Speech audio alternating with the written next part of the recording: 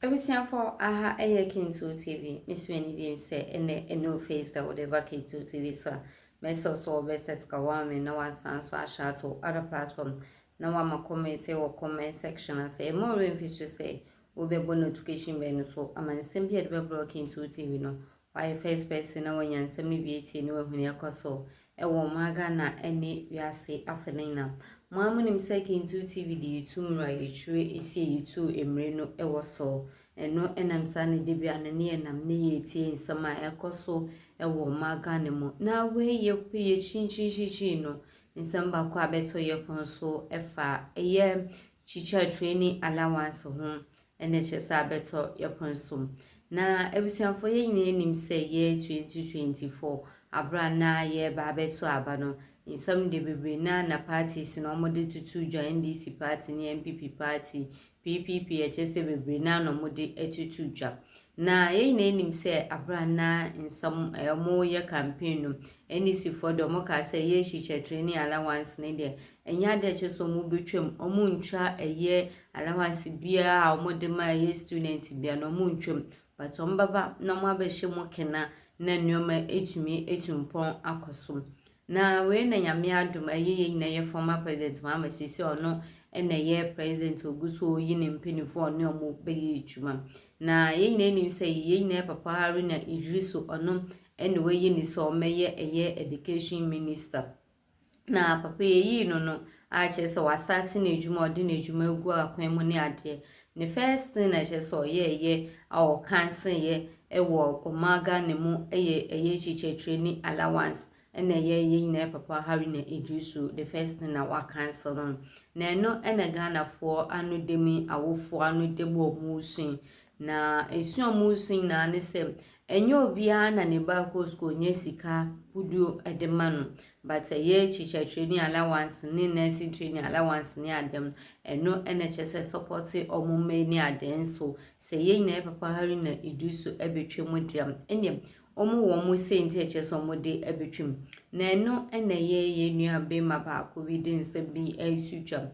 ne nsama mo je se nam so eche so mo atwa ye chiche training allowance ni mo ne sem omo baba enye student loan na chiche training allowance no senti eche se ebe ka ye ni na ne se eyade a na eyade na yempenufo omo di motivate eye omo a no mo eye training college ni ade no ni na ne se first no na eye sa chiche training no chise ye power chow ansana wako sa school no because ngofo bebre na emu eye chiche training no nenu ti NHS so wo be kwa na che so mo show bi omo ma obi bi amotmeti omo ma obi bi a wani beje ho na che so wo dia hweso akọ school no eno enti ena ye chiche training no chiche training allowance no ebeto ho mo ama wo kwa wakato me ko school camp ne sanso ema me bibi kakra ba ye nim se ye university ni ade ne sa nnuama no eni ho mo enti ebehwe abebre na no aya times no so mmeko training college enam eye allowance ni ade che se omu benya a support so mo nnuama nketinketinti ene che so omoko na omo de senti che se omo atwa eye chiche training allowance ni mu no abeto omo ayeye nyina papa Haruna Iddrisu awofo no esu ye pam yebeko yakwaje nsam no nchiremu ni wia asansaba abedo ho enkomo aha eye Kintu TV me ma se na yewra Haruna Iddrisu nso aba beka se sa teacher training allowance no omu be ye free ho na omu de better loan facility aba na ekoba asa no unim se multimedia insure FM sure ya keka nyoma bibia a lot of research right. And your head of research Eugene say to sure aka once ma say on the obenya kientwem sa teacher entry one allowance yentwem sure nene ababa beto so and as usual me say MPP for ni bi dey say kind na Joma ha me twa nkontompo but training allowance no so that teacher nursing no eso wan fa so yengu suntua Eugene Nana the teacher training allowance, you see, is more. Let's do that within 10 minutes. Now, you are taking more of a political issue than looking at it from the science.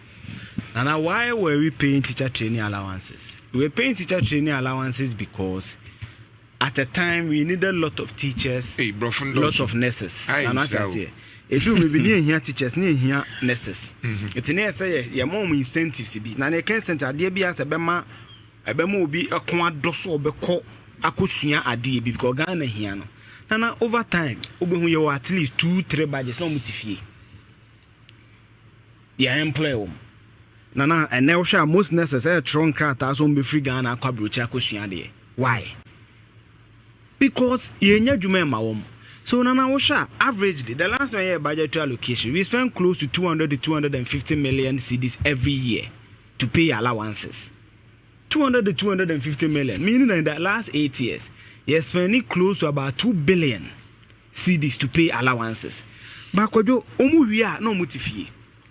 In fact, Osha data bia anopemi hu ya na me hwa ba enrollment.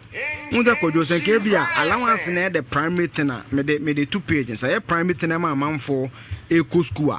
En kana na yetwam no bon say enrollment e den e ba from 2013 yeah council national teacher training allowances are the now enrollment around 33,526.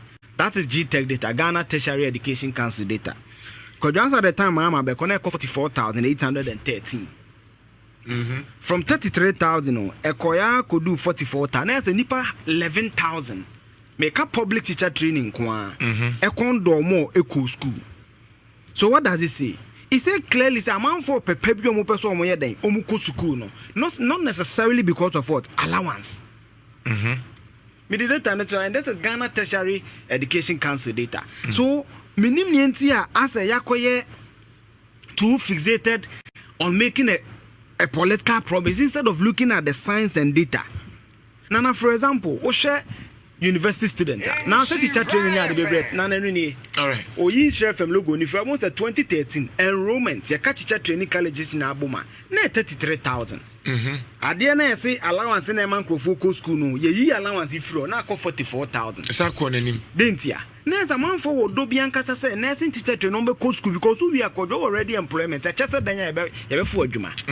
Kojo again another argument and say many a cook when you Ghana for. You never papa a driver for a Juma buying.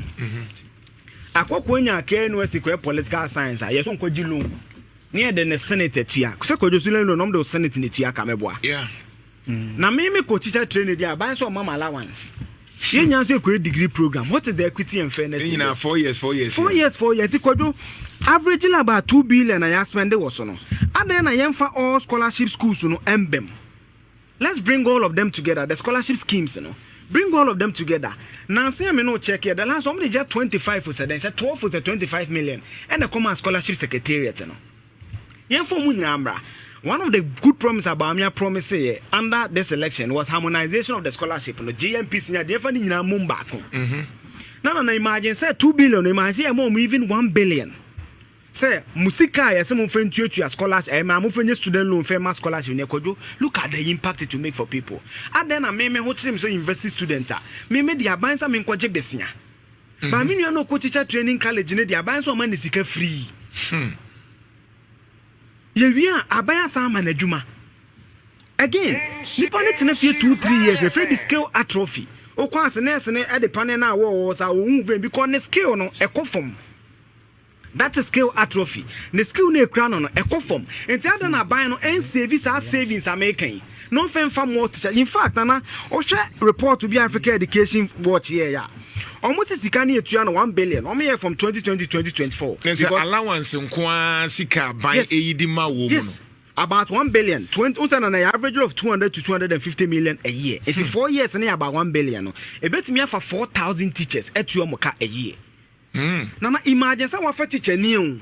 Oh man, allowance can say something the trend is a 400 Ghana cedis, say 200 Ghana cedis. I don't know the exact amount. Now say any pan and woman a juma not just salary. Let's look at the economics of it. But a teacher and nursing training so be per se obey school.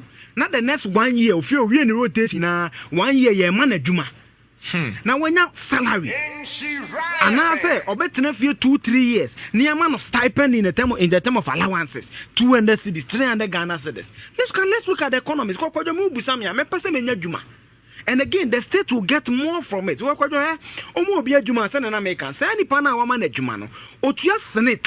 Senate is revenue for the state. Otimi faka taxes at that petrol soon. Otuabi. Otimi high dying. Yalano so mukotua rent yina omusika na say tia jevat so near there. Yeah. Omutua property rate. They are all revenue for the state. So we should rather think about it holistically. Nana make say John Mahama, they ma kwa mi join the 22.